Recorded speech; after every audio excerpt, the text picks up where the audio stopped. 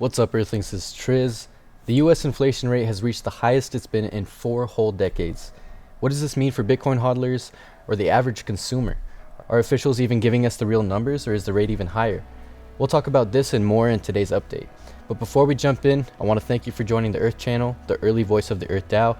Make sure you like and subscribe, hit that notification bell, and visit earth.io to create a free account. Without further ado, welcome to Earth.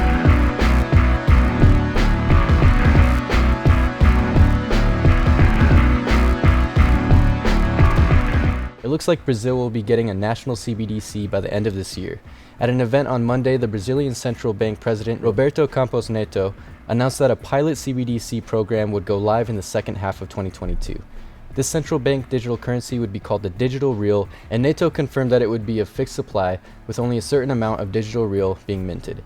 During his speech, he shares his belief that crypto is more prominent as a form of investment rather than a form of payment, but that this could change according to the increase in crypto adoption. I mean, yes and no.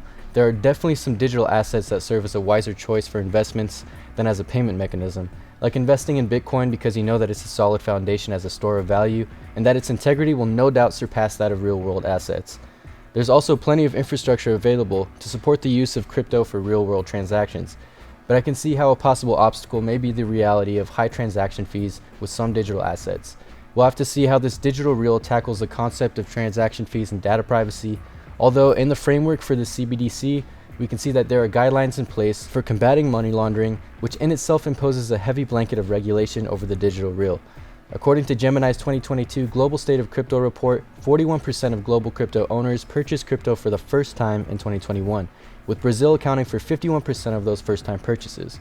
Gemini's Chief Operating Officer Noah Perlman said that in countries where the local currency has been devalued against the dollar, crypto is viewed as a need-to-have investment, which in the decade of time ranging from 2011 to 2021, Brazil's fiat currency, the real, had experienced a 218% devaluation, suggesting high inflation against the dollar. So it's no surprise that the people of Brazil are looking to crypto. And this leads me to the last topic we're going to cover for today: inflation, inflation, inflation. This month marks the highest inflation rate in the United States since 1981. That's 4 decades of tripping and getting back up, but still not admitting that the current financial system is what's in the way. Clearly, there's always factors to consider when reaching a point like this. Global conflict, depreciating resources, and energy price hikes are heavily impacting not only the US, but nations all around the world right now. A big topic not long ago was that the US was considering the minting of $1 trillion coin to alleviate the pressure of reaching its debt ceiling. And for months now, officials have been sharing warnings of potential inflation hikes, with the latest warning coming from the White House Press Secretary Jen Psaki, who said, "We expect March headline inflation to be extraordinarily elevated." So this new inflation high of 8.5% comes as no surprise. If we take a look at this chart provided by Trading Economics, we can see that in just a year, the rate of inflation has steadily increased to the point it's at today. Now, since this has been a progression across the nation, citizens have been experiencing increasing prices for necessities like food, housing, and transportation, among other basic needs, for a while now.